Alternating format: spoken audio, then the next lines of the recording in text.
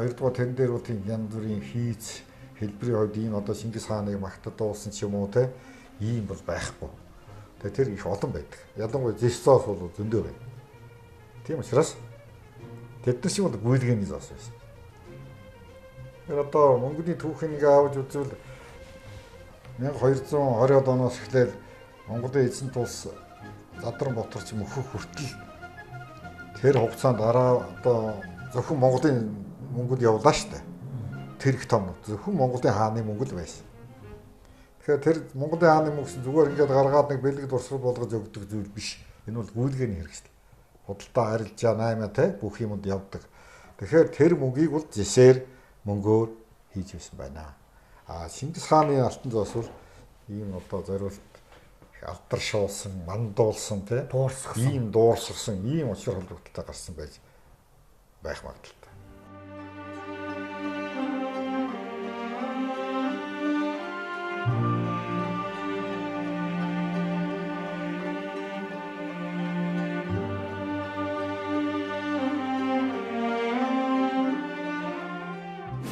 Яг 221 онд энэ зоос гарсны одоо 800 жил болох юм шүү дээ.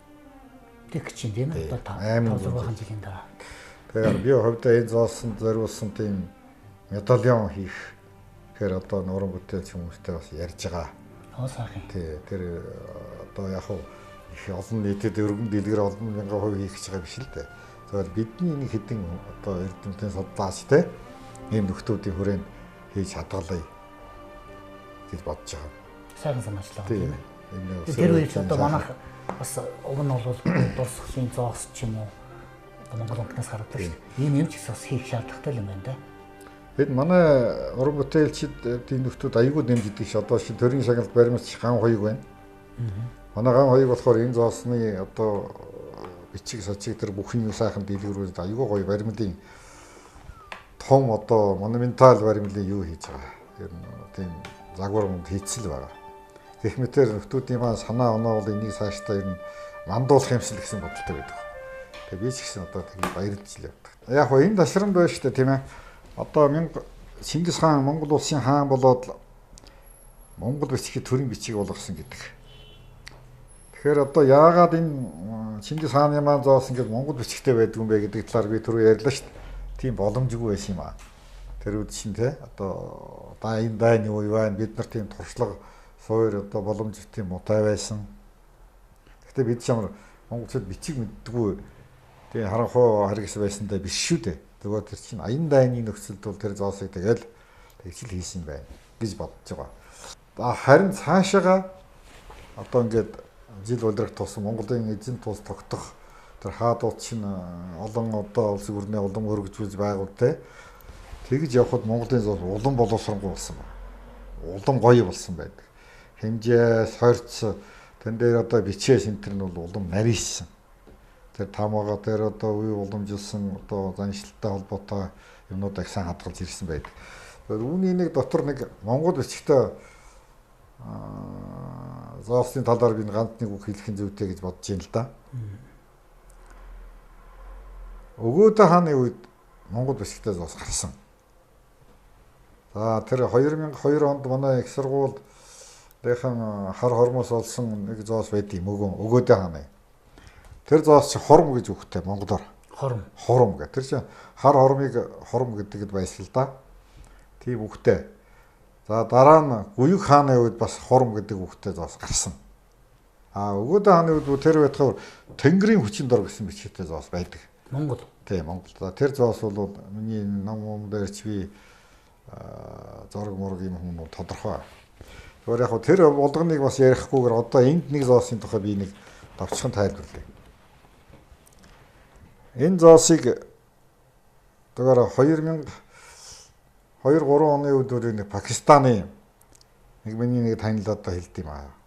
Нэг ийм зоос байгаад энэ чамд одоо сонирн биш үү гэдэг. Тэгээд зоосыг би олж авсан. Пакистанаас. Тий. Яг одоогийн байдлаар энэ зоос бол ерөөсөө одоо нэг 15-6 жил өнгөрөхөд ганцхан ширхэг мэдэгдээд байгаа. Ерөөсөө л одоо дахиж бол олдохгүй л байна л да. Тэгээ ямар учиртайг нь одоо тайлахад бас хэцүү. Тэгэхээр энэ дээр байгаа бичээсийг тайлах асуудал гарсан. Энэ бол одоо яавна Монгол бичиг байгаад. Тийм байна. Энэ ард талынууд бид уншиж үзэж байгаа. Энэ нөгөө исламын юу байгаа. Энэ Ард нь бол ислам. Энэ дээр байгаа.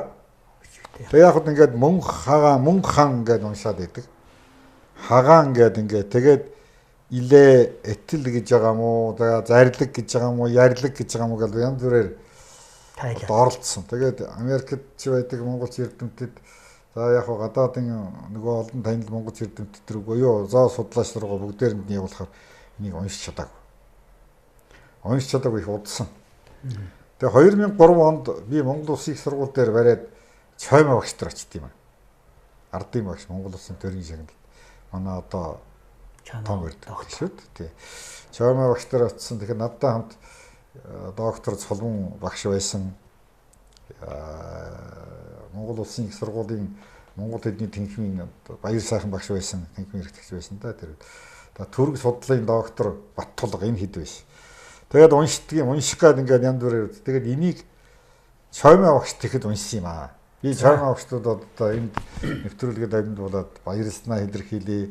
Чоймоо багшийн нэг үнэхээр мэрэгэн уншсан. Энэ төрөг үг байж магадгүй байна гэл. Тэгээд мөнх хан хагаан илээ эдэл гээд ингээд тэгсэн Баттулга багш энэ илээ гэдэг чинь бол хагаан бээр гэсэн үг юм байна.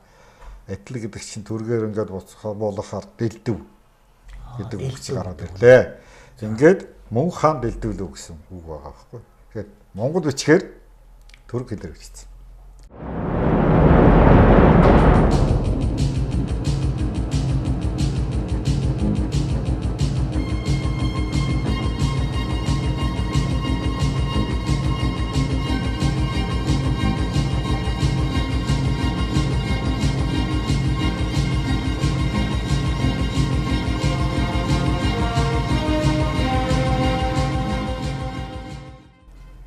Тэгэхээр 1255 онд мөнх хааны үед одоогийн Азербайджаанд Ганжа гэж хот байдаг. Тэнд гарсан. Азербайджаанд. Ийм гайхамшигтай түүхүүд манай энэ мөнгөн дотор бий. Тэгэхээр энэ зоосыг одоо Чоймоо багш уншааг бол нэлээд л удах байсан бах юм чинь. Тэр чи холимог Монгол бичгтэй түрэг. Үгүй Монгол бичгээр түрэг хэл дээр бичсэн. Мөнх хаан гэдэг чинь угаасаа Чоймоо багш хэлж байгаа Өгөөдөө хаан, Чингис хаан, мөнх хаан гэдэг чинь бол баг тийм нэр шиг болцсон. Нэр шиг хан гэдэг чинь зүгээр ингээд ардан залгаа явцдаг тий. Гэтэл хагаан гэдэг чинь энэ нь энэ бол их хаан гэсэн утгатай тий. Мөнх хаан гэдэг зүгээр нэр нь. Нэр нь. Хагаан бэр дэлдэлүү гэсэн үг ээ. Ингэж уншсан шүү. Ийм зооснууд бол одоо ингээд нарийн ухаад ингээд нэг нэгээр нэрүүл өстой сонин юм зөндөө байна. Одоо ухаан 1255 онд Ганжаад Монголын цэрэг очижсэн. Эсвэл Ганжаа Азербайджааны тэр нутагч Монголын иргэшэл байсан гэдгийг чинь нотлогод энэ шүү. Энэ шүү. Тэгэл Балхад тэр Самарканд, Бухар тэр бүгд чинь ингээд 1221 онд гэж бичсэн байгаа шүү энэ. Тэгэхээр чинь Чингис хааны одоо иргэшэл энэ бол Монголын эзэн тулсын нутаг байжээ гэдэг л юм хэлээ.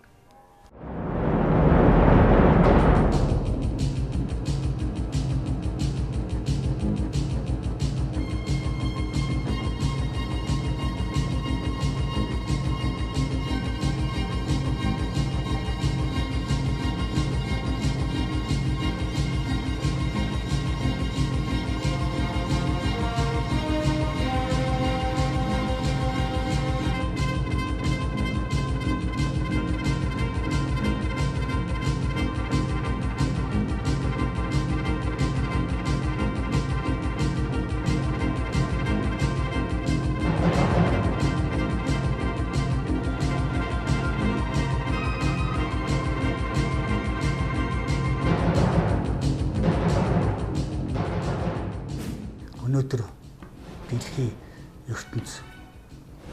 ертөнцид миний бодлоор бол доллар гэдэг мөнгө хаасайгүй тэнцвэрчилж тийм ээ. Евро гэдэг мөнгө энэ тэмдгийн улс орны дампууруулж, юан гэдэг мөнгө хүрээгээд хэлэх гэсэн. Одоо юу гэх юм бэ? Миний инженеэр ярих юм бол мөнгөний дай явж байгаа юм шиг. Тэм сэтгэл төрдөг юм. Тэгэхэд 800 жилийн тэртээ бидний өвөг дээдс тийм ээ Чингис хааны амьд сэрүүнд тэр их эзэнт гүрнийг байгуулж яхад суу алдар тийм үү бүгдийн дуурсгасан зоосыг бөө болгож өрн дурныг нэгтгэж худалдаа арилжаа 8 хийжсэн үнэнхүү баялаг бидний ой санамжид байх ёстой агуу түүх юм байна гэж ойлгож байна.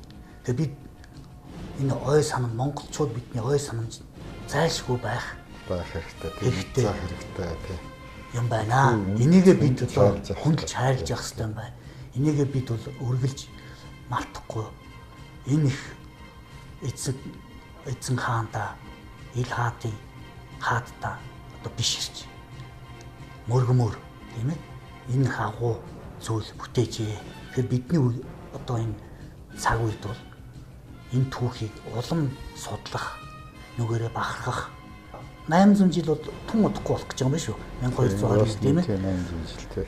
Тэг ийм сэтгэл төрж байна. Тэгээ танд өнөөдөр цаг заваа гаргаж манай нэвтрүүлэгт оролцож эрхэм үзэгчд маань ийм сайхан одоо судалгааныхаа ажлыг одоо бодитоор нь хүртлийн сайхан зоосыг харуулсан явдалд баярлалаа. Тэгээ таны ажилд амжилт хүсье. Тэгэхээр энэ бас энэ каналын суугаар монголчуудын түүхтэй холбоотой түүх заншил соёлтой холбоотой нэвтрүүлэг нэлийн их гардаг юм байлаа байнгын тийм.